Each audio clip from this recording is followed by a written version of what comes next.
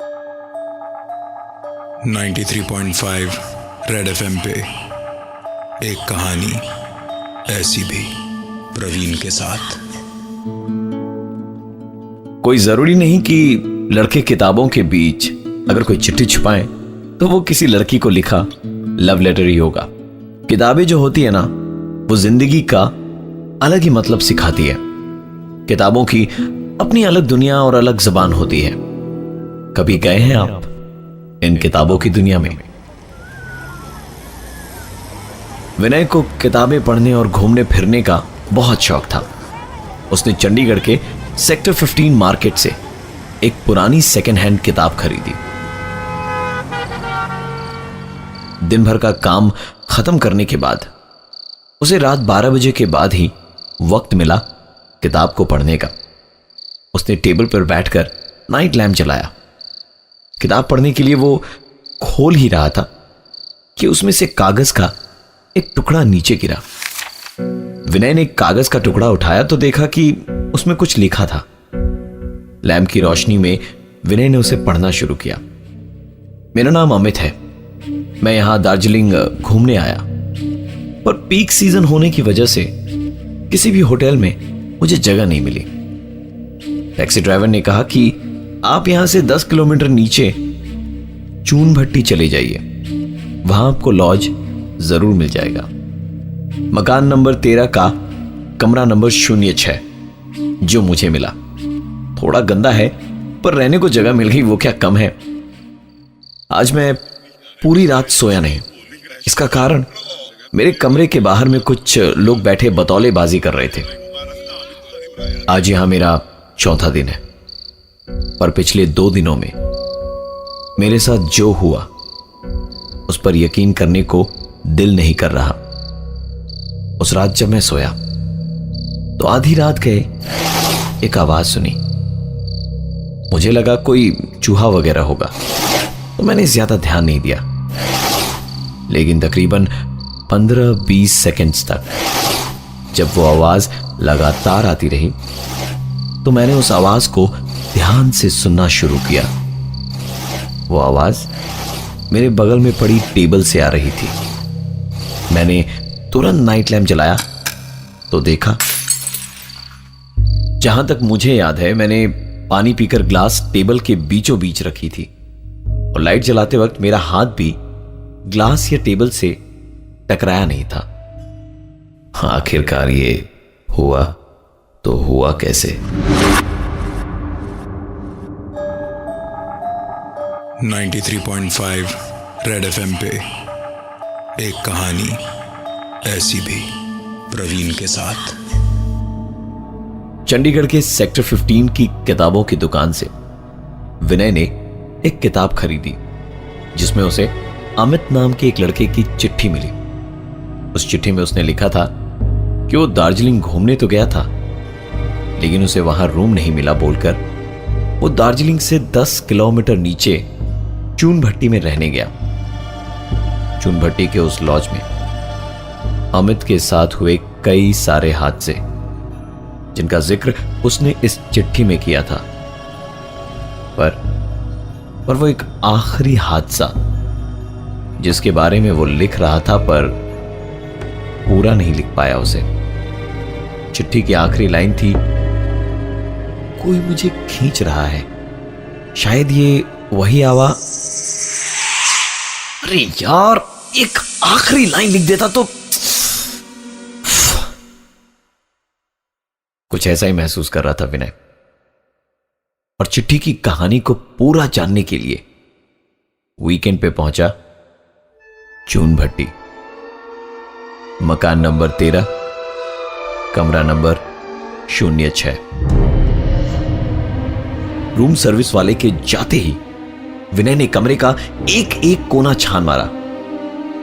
उसे कहीं कुछ नहीं मिला, ना ही उस कहानी का बाकी हिस्सा, ना ही कुछ और जिससे वो पता लगा सके कि आखिरकार अमित के साथ हुआ क्या था। सुबह के 4 बजे तक विनय जाग रहा था कि अब कुछ होगा, अब कुछ होगा, पर सिवाय सवेरा होने के कुछ भी नहीं हुआ। अपनी ही बेवकूफी पर हंसने लगा विनय कि वो कागज के एक टुकड़े को पढ़कर यहां चून भट्टी तक आ गया। सुबह तो हो गई, पर आज की रात बहुत कुछ लाने वाली थी अपने साथ। फिर से जब 3 बजे तक कुछ नहीं हुआ तो विनय गुस्से में सोने चला गया। आंख लगते ही विनय को एक आवाज सुनाई दी।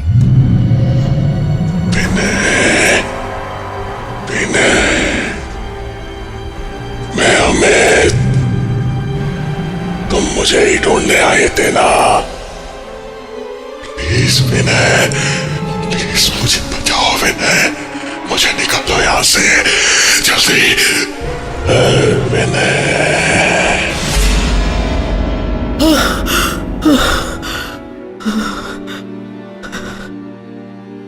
जिस अमित को वो जानता भी नहीं था, विनय ने ना सिर्फ उसकी आवाज सुनी बल्कि उसका चेहरा भी देखा। इस सदमे से वो बाहर निकल ही नहीं पाया था कि अपने कमरे के बाहर उसने एक आवाज सुनी। दरवाजा खोला तो बाहर कोई नहीं खड़ा था।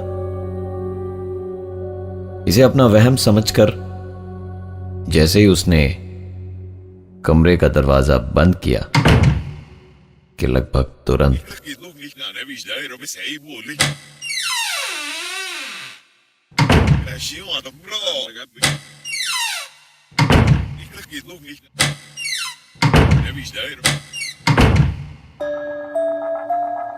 नाइन्टी 93.5 रेड एफएम पे एक कहानी ऐसी भी, प्रवीण के साथ।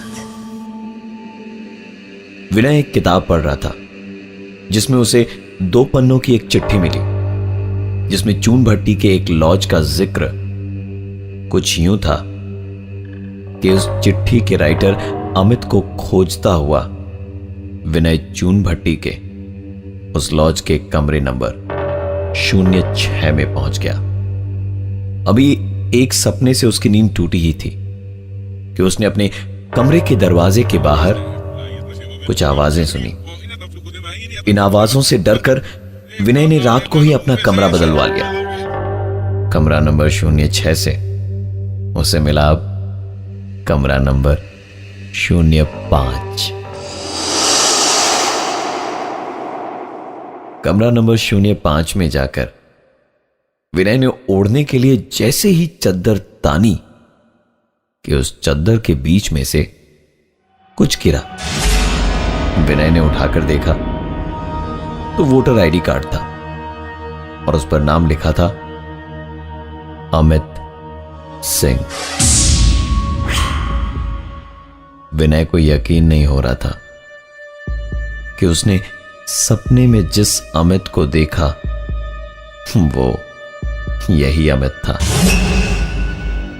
कुछ तो गड़बड़ जरूर थी इस लॉज में, जिसका विनय को पक्का यकीन हो गया था।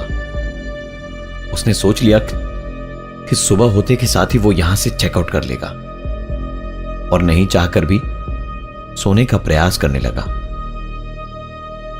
उसकी आंख लगने ही वाली थी कि उसने अपने सपने में सुनी आवाज को इस बार सपने में नहीं, हकीकत में सुनी।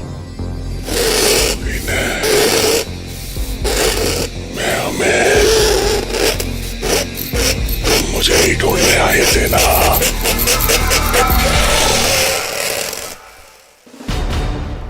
विनय बिस्तर से उठकर उस आवाज का पीछा करने लगा, पर वो आवाज मानो जैसे विनय के साथ खेल रही थी। उस आवाज का पीछा करते हुए वो कमरे की बाईं तरफ जाता तो आवाज दाईं तरफ से आती और दाईं तरफ जाता तो आवाज बाईं तरफ से आती।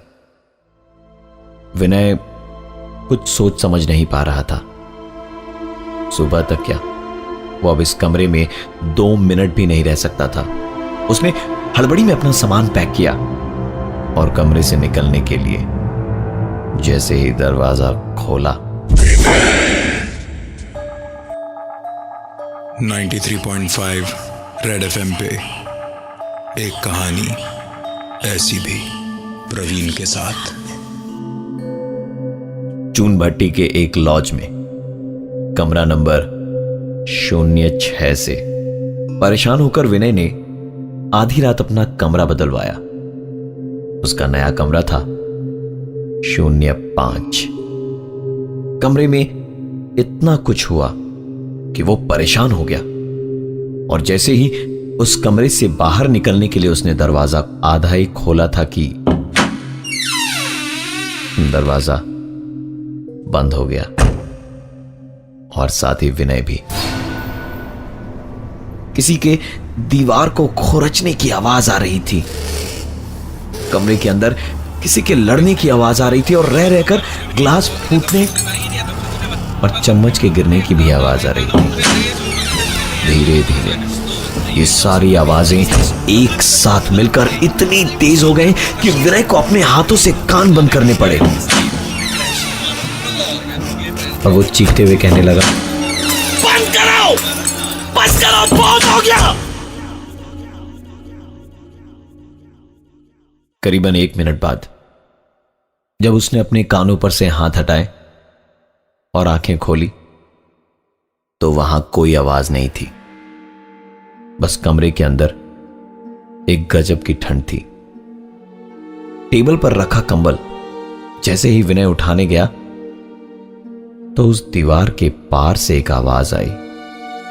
विनय ने दीवार से अपना कान लगाया ताकि वो उस आवाज को साफ साफ सुन सके। दीवार पर कान लगाने से पता चला कि दीवार खुरचने की आवाज दीवार के उस पार से नहीं बल्कि दीवार के अंदर से ही आ रही थी। बड़े ध्यान से उस आवाज को सुनने की कोशिश करी तो सुनाई दी और एक आवाज, विनय, ये दीवार मेरा घर है और अब तुम्हारा भी। सर आपकी सर सर अमित को गायब हुए 6 महीने और विनय को गायब हुए 3 महीने हुए हैं। चंडीगढ़ के सेक्टर 15 के मार्केट में एक किताब आई है और उस किताब में है फिर से एक चिट्ठी जिसकी आखिरी लाइन है, कोई मुझे अपनी तरफ खींच रहा है। शायद ये वही आवाज। मैं हूं अमित और मैं विनय और आप। ये थी आज की एक कहानी ऐसी भी। 93.5 रेड एफएम पे एक कहानी ऐसी भी, प्रवीण के साथ। दोबारा सुनने के लिए विजिट करिए हमारा YouTube channel 935 red TV. 93.5 red FM बजाते रहो।